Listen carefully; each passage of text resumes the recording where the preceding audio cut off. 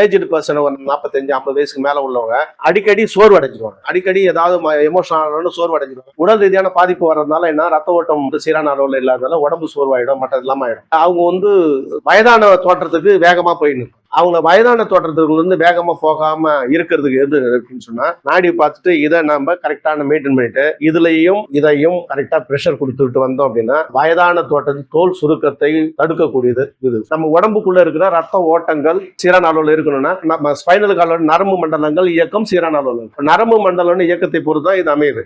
நரம்பு மண்டலத்துல 0 தான் இது. ரெண்டாவது இது அதே நரம்பு மண்டலத்தினுடைய ஸ்பைனல் கார்டோட இது source point, acupuncture point of view. இந்த முடிச்சு என்னன்னா சோர்ஸ் பாயிண்ட கடந்து தான் போகுது. அப்ப சோர்ஸ் பாயிண்ட தாண்டின உடனே ஸ்பைனல் கார்டு எப்பயுமே ஆற்றல் ஓட்டம் தடைபடாம இருக்கக்கூடிய விஷயமா இருக்கு. ஆகவே இந்த 2 பாயிண்ட்டுமே நம்ம என்ன பண்ணணும், பிரசின் அந்த மாதிரி பண்ணோம் அப்படின்னா 50 வயசுக்கு மேல உள்ளவங்க தோல் சுருக்கமோ மற்றெல்லாம் எதுவும் இல்லாம இளமையோட இருப்பாங்க.